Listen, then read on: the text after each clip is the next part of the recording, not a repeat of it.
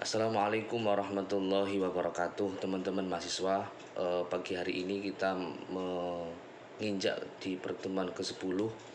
Kita bahas masalah etos kerja, jujur dan adil dalam Islam gitu ya. Jadi etos kerja itu bisa kita maknai sebagai semangat kerja gitu loh.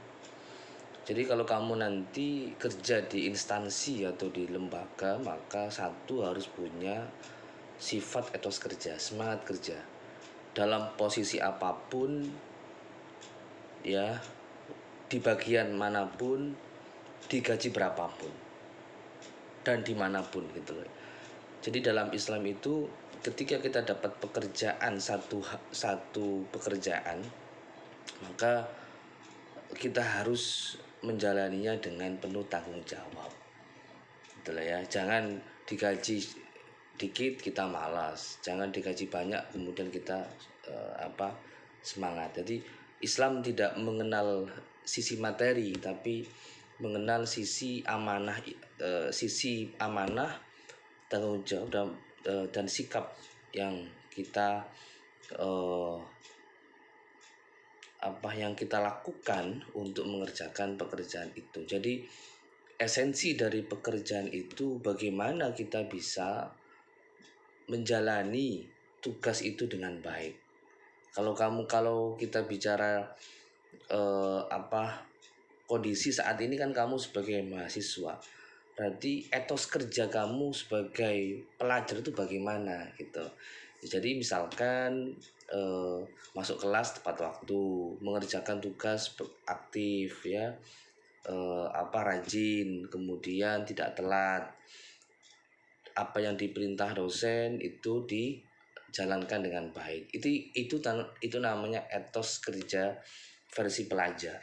Jadi di Islam itu mengajarkan bagaimana ketika kita mendapat tugas itu kita kerjakan dengan penuh tanggung jawab dan amanah. Gitu ya teman-teman. Yang kedua jujur. Jujur itu terbuka gitu loh.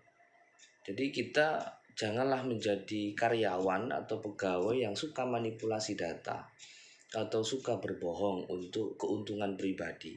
Kalau nanti kamu menjadi seorang pedagang, maka jujurlah. Ya, jangan mengambil keuntungan yang di luar nalar. Ya, boleh berdagang dengan mengambil keuntungan tapi tidak boleh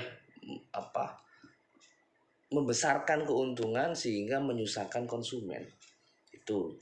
Kemudian kalau menjadi seorang pegawai, seorang bos ya harus jujur terbuka. Apalagi menjadi pejabat publik harus jujur. Ya, kalau nggak jujur itu biasanya manis di awal tapi pahit di akhir. Dia jadi harus jujur. Sama dengan kamu menjadi mahasiswa, kalau disuruh mengerjakan sendiri, ya lakukan dengan sendiri. Disuruh mengerjakan UAS UTS sendiri, jawablah dengan sendiri. Jangan mencontek.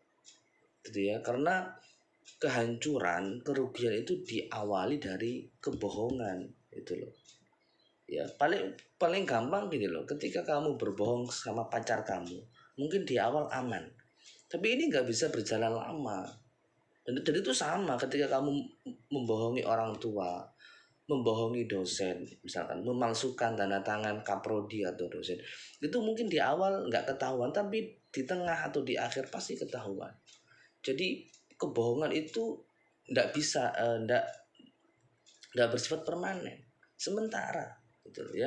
Jadi kita harus membiasakan diri untuk jujur kepada orang tua, kepada dosen, kepada teman gitu ya, jujur.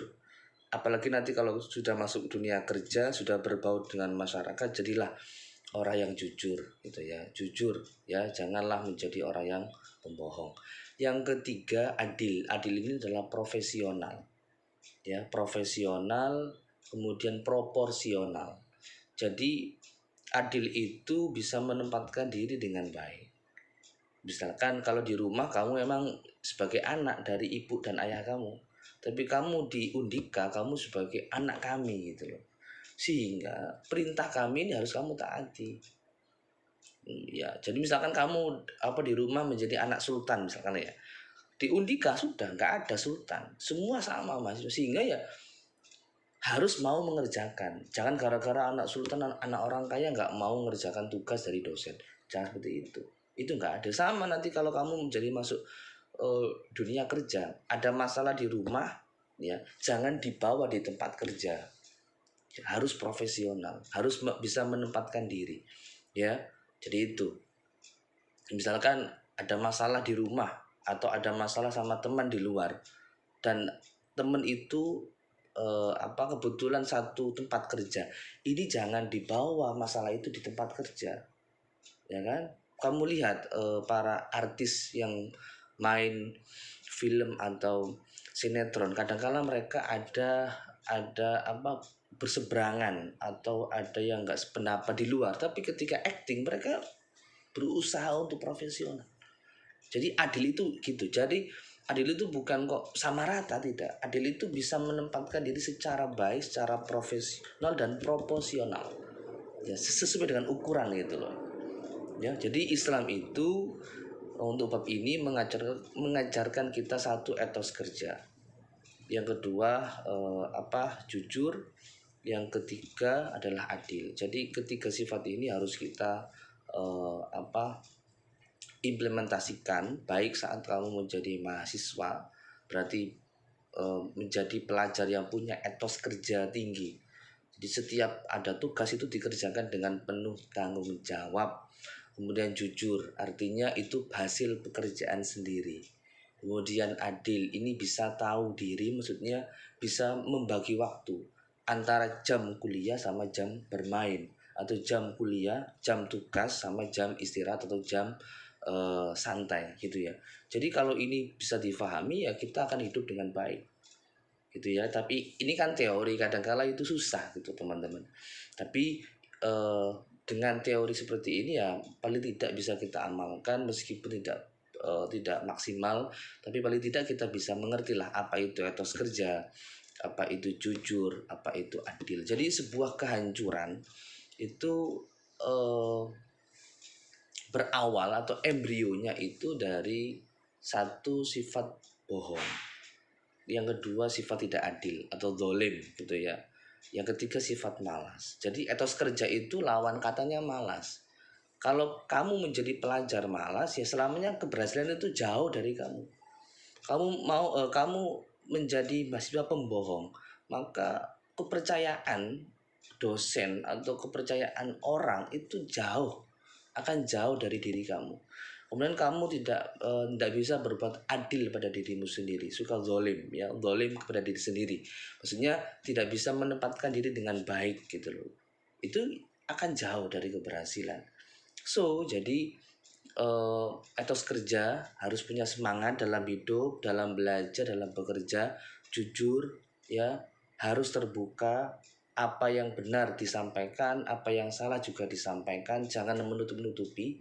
Adil, ya harus profesional, ya harus profesional, harus tanggung jawab gitu ya teman-teman. Semoga bisa difahami yang saya sampaikan. Wassalamualaikum warahmatullahi wabarakatuh.